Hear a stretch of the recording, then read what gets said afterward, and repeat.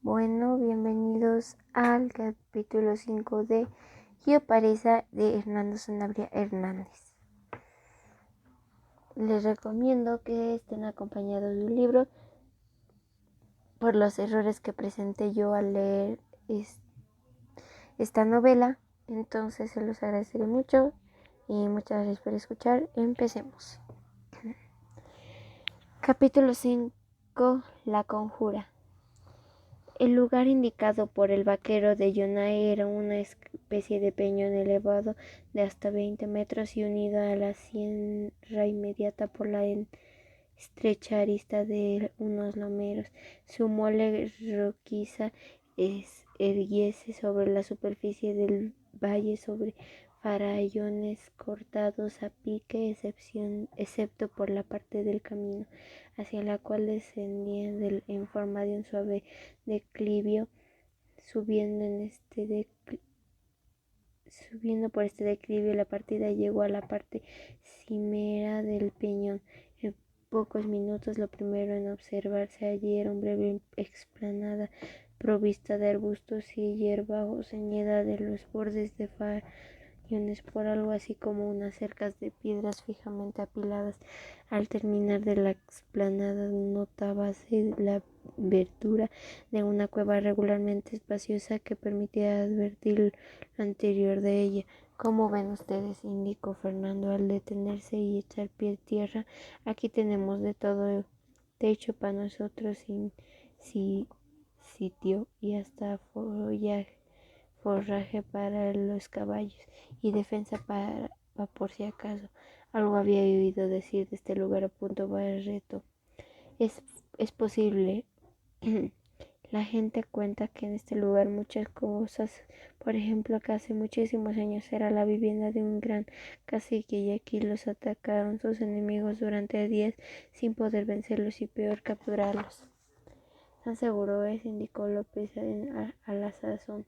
No tenemos más que verlo para convencerte, pero así sea la verdad o no lo del cacique, lo cierto es que ha servido de muchos a los viajeros en todo tiempo y hoy nos sirve a nosotros. Y Yáñez fue llevado en brazos al interior de la cueva y allí tendido curiosamente y parece de su parte buen seguro con el de lo sucedido en el río, guardaba la mayor pasividad, pero aún así apenas llegados Barreto, él condujo igualmente a la cueva y volvió a maniatarla reciamente. A ver si ahora pruebas a escaparte, le dijo con sorna en lengua guaraní. La doncella chiriguana se limitó a mirarle impasiblemente, mientras unos aseguraban las bestias, viendo que no les faltaron hojas de ramonear y algún pasto de pacer, y otros ponían diligencia en preparar un refrigerio. Fernando se depicó y a prestar atención al herido, cuyo estado de gravedad iba en aumento. Su faz tenía una palidez de un cadáver y se iba desencajando paulatinamente. Todo hacía suponer que el pobre hombre tenía contadas las horas de la existencia. Don Fernando dijo pronto con visible esfuerzo para poder expresarse: creo que de esta ya no voy a salir. Quiero pedirle un gran favor y espero que me lo haga. Pierda cuidado, don José María, respondió el capataz visiblemente conmovido. Tengo un dinero en el bolsillo de la faja. Con él iba a comprar una tropa. Tómelo y cuando lo sea posible hágalo llegar a Muyupampa. Allí tengo mujer y hijos. No se precipite aún, usted no va a morir aquí. Descansado un poco, mañana continuaremos el viaje. Ya verá usted. El herido movió la cabeza, como dando a entender que estaba seguro de lo contrario, y tras una corta pausa insistió: saca el dinero de la faja, se lo ruego. Hizo que el capataz hizo el capataz lo que se le pedía y extrajo lo de la prenda, que era señalada un bulto consistente en monedas de plata y algunos fajos de billetes de banco. La cantidad debía ser considerable y ajustada por el volumen de la bolsa que lo contenía. ¿Debo contarlo?, interrogó Fernando. No hace falta, estoy seguro de que llega toda mi familia. Suspiró Yanes. Lo juro. Se dieron un apretón de manos y que equivale a las circunstancias y un llano compromiso entre hombres de honor. La escena no había tenido más testigo que la joven india, quien desde el rincón donde él fue llevada lo contempló todo con ansiedad y consternación que se retrataron en el semblante. Cuando Medina se acercó tras de él, los demás hombres del grupo, el estado del tropero de Muyupampa habíase agravado aún más, y la quietud de su cuerpo y la naturaleza de su respiración revelaban que habían entrado o estaba por entrar en coma. Todo el resto de la tarde lo pasaron allí a la espera de que aconteciese el inevitable desenlace, y los semblantes se advirtieron tanto como natural pesadumbre, impaciencia y desazón. Los indios no se han mostrado en todo el día, razonó Gómez en cierto momento. Eso es malo, sentenció Fernández. Malo, porque sirvo Barreto. Nadie sabe lo que esos hacen cuando quieren hacer algo.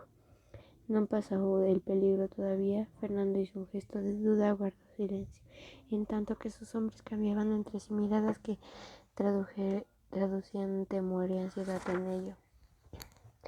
El último soplo de vida que le quedaba a ella se extinguió en el llegar en las primeras sombras al atardecer. Hubo al grupo cierta agitación no disimulada, y todos concluyeron por música alguna plegaria, quitándose los aldudos sombreros.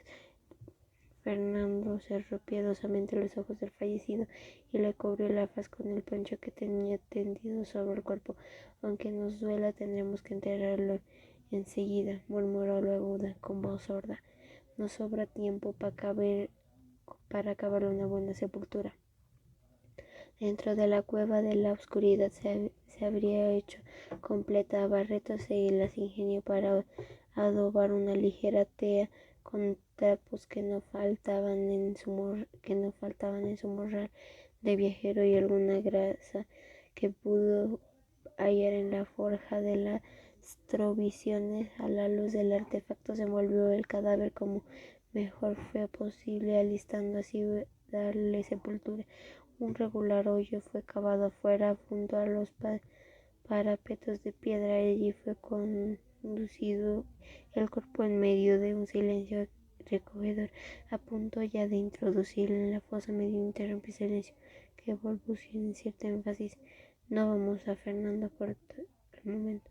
Lo que lleva encima ya está en buen recaudo. Por encargo él, aunque aún pueda hacerlo, dijo solemnemente. No se habló hasta el enterratorio hubo concluido. ¿Y ahora qué vamos a hacer?, interrogó López en ese punto.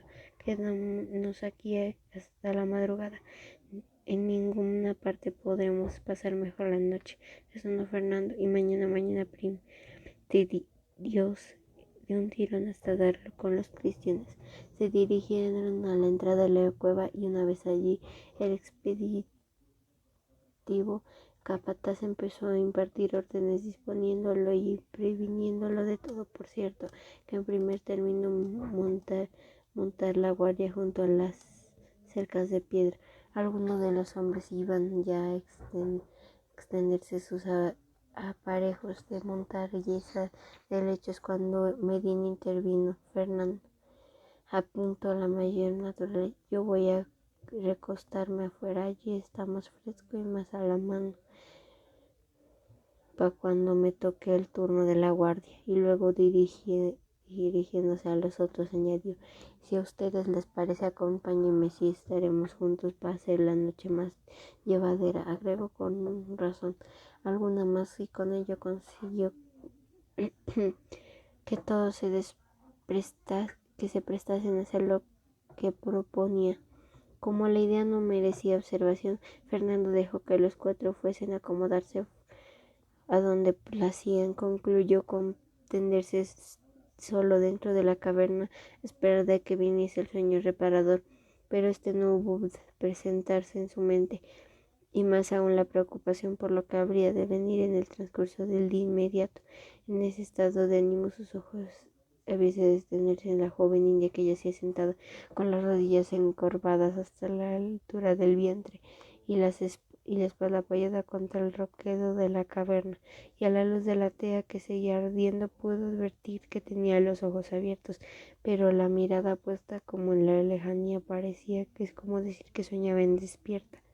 Solo entonces cayó en cuenta de que tener las manos atadas a la espalda no le era posible reclinar el cuerpo para dormir con alguna holgadura. Fue entonces a liberarla de ataduras y tras de haberlo hecho le dijo casi al oído con tono que era más de persuasión que de advertencia: no intentes escaparte ahora y dormí tranquila. Yo para eso no despegó los labios y ni siquiera abandonó la posición en que se encontraba. Fernando volvió a tenerse sobre su improvisado lecho, pero no pudo impedir que su vista se posase nuevamente sobre la indicita. Esta nueva contemplación llevóle a reparar y apreciar la embeltez de su cuerpo y la gravidez de sus resaltos femeninos, y de señaladamente el laguiño mirar de aquellos ojos que cada podía calificar mejor que el bello nombre dado a quien lo llevaba: agua dormida. Durante el rato la estuvo contemplando, no sin ninguna delectación, hija de la circunstancia, percatado de que ella sostenía su mirada por cierta firmeza, como si aquello le placiera. A punto estaba de decirle algo, aunque solo fuese a tontería, cuando sintió que alguien penetraba en la cueva. Era Medina, seguido por López. Señor, dijo primero en desembozo, hemos resuelto los cuatro tomar una determinación y venimos a dársela a conocer. ¿De qué trata?, increpó Fernando incorporándose. Usted tiene la plata de Finau, ¿verdad? Así es. Sí, nos pertenece a todos y debemos partirla por partes iguales. Fernando puso pie de un salto. Recibí la plata para hacerla llegar a la familia del difunto Marboto iracundo, y tengo que cumplir el encargo. López intervino tratando de convencer con argumentos que le parecieran firmes. Vea, don Fernando, esa plata ya no tiene dueño para esa familia. Es como si estuviera perdida. ¿Por qué no aprovecharla entonces? Nos las hemos ganado en cierto modo. Piénsalo bien. No tengo nada que pensar, respondió el capataz con voz desafiante. Medina iba a replicar, pero López, que parecía obrar con mayor aplomo, se le adelantó adoptando un aire convencido y adujo con algún comedimiento: así lo habíamos pensado los cuatro, pero si usted no está conforme, no estoy ni he de estarlo jamás. Se lo diremos a los otros compañeros y punto final. Está bien. No se equivoca a veces, ¿verdad? Eso es lo que nos ha pasado. Ninguno creyó en obrar de mal modo, queriendo disponer de esa plata. Fernando se encogió de hombros, sin deponer la energía actitud que había adoptado. Pase usted esto como si nada y discúlpenos el atrevimiento, insistió López al retirar junto con el desleal peón de vaquería. Vayan sin cuidado, significó el del Yolai secamente, y en diciendo esto, tras de haber visto que los dos hombres salían de la cueva, fue a tomar su rifle y no se dirigió al camastro sin antes percatar de que el arma se hallaba cargada y corriente. Echó un vistazo sobre la doncella india y advirtió que ésta se había dormido sin dejar la posición en que se hallaba. Tenía la cabeza reclinada entre las rodillas y los brazos laxamente caídos. Con lo recientemente ocurrido tenía Fernando motivo suficiente para desconfiar en el sucesivo de los hombres que yacían fuera. No obstante las protestas de López, solo entonces cayó en la evidencia de que el peón del difunto era el autor de todo, el que lo de quedarse a dormir en el descampado había sido estratagema suya para ponerse a hablar con los otros. Habían pasado ya en el lance, pero en ese solo hecho bastaba para estar en alerta de adelante. En el transcurrir de ese modo y echar planes sobre cómo habrían de proceder para llegar a Yonai sin estorbo alzados, pasaron largos y tediosos minutos, pero el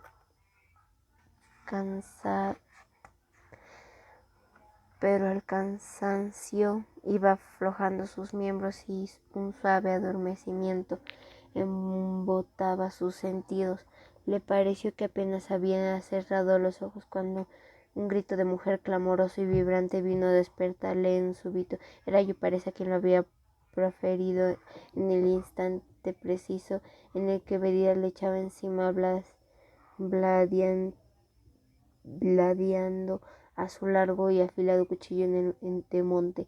De no despertar y moverse en ese instante, el cuchillo le habría clavado en el pecho sin lugar a defensa alguna. El instinto de defensa se llevó a lanzarse sobre el presunto victimario con tanta agilidad como fuerza para esquivar el arma al ver y arrebatársela de las manos, pero Medina forcejeaba bravamente como un toro, y aunque sus brazos no podían ya ejercitar libres movimientos, las manos que sostenían el arma pugnaban con asestar golpes, fuese donde fuese. La lucha amenazaba con prolongarse, pero de nuevo incidente vino a concluirla. López Barreto y Gómez acababan de asomarse de la caverna con los rifles en mano y en actitud de lanzarse al ataque. Medina, que estaba ya a punto de ceder bajo las hercúleas fuerzas del capataz, optó por deshacerse de este y correr a donde estaban los otros. Vamos, gritó, no podrá contra 4. López se adelantó al grupo y estaba a punto de disparar sobre el inerte Fernando, pero cuando un tiro le pasó rozándole la cabeza, sino que nadie le diera cuenta, Yupáreza había tomado el rifle del capataz y acababa de hacer el disparo providente. Bastó este solo para que los conjurados abandonasen la cueva, yéndose a apostarse a la entrada, desde la cual no tardaron en largar una descarga cerrada, pero en el interín Fernando se había tendido en tierra, obligando a que la joven india hiciera lo propio. Desde allí fueron agarrándose hasta ganar un vericueto de la caverna, sitio que les ponía a cubierto de las balas de los atacantes. Gracias, Yupáreza, murmuró entonces, dándole una suave palmada en los hombros de su salvadora. Te debo la vida. Ella, por toda respuesta, puso su mano sobre la que había posado su hombro y la estrechó por un momento. En breves momentos de eso, otro disparo resonó en la caverna. Desde allí en adelante, otros iguales se fueron sucediendo a cortos intervalos. Fernando los respondía aún sabiendo que no darían en blanco, solo para mantener a raya a los asaltantes. En cuestión de minutos, concluyó decir sus acompañantes, en cuanto las balas se me acaben y deje de disparar, aquellos entran y acaban conmigo. Y parece se le arrimó por primera vez en aquella noche. Dejó oír su voz, diciéndole, no desesperes, caray, puede ocurrir algo todavía. Habían cesado los disparos desde afuera, pero la voz de Medina se dejó oír airadamente. Esté en vuestras manos, ríndase ahora mismo. Venía a buscarme si sos hombre, contestó Fernando. Hubo un silencio y al cabo la voz chillona del cabecilla de la conjuro volvió a escupir, estrechando intimidación. Le damos 10 minutos de plazo. Si no sale hasta entonces, iremos a buscarlo a tiros. La mano de Yupáreza apretó nuevamente la de Fernando como para infundarle valor. Un silencio grave siguió la última intimidación. Los instantes que se sucedían con largura de horas y apremio desesperante. La pulsa de sus venas era tan fuerte que le parecía que iban a reventarle debajo de la piel, pero Yupáreza se mostraba serena, tan serena como si nada fuese a ocurrir. De pronto el silencio fue cortado por un largo ulular de voces que poco o nada tenía de humano. Los indios, gritó a alguno de los que estaban en la entrada de la cueva, y olvidando sus restos, precipitaron todos en el interior, confundidos por la sorpresa y el espanto. Bueno, este es el capítulo 5 de Yuparesa.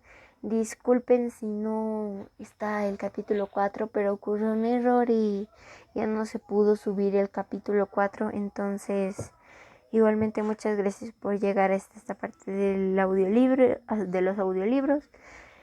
Como siempre, les recomiendo que tengan el libro a mano para no perderse en la historia. Y finalizando con esto, muchas gracias. Bye.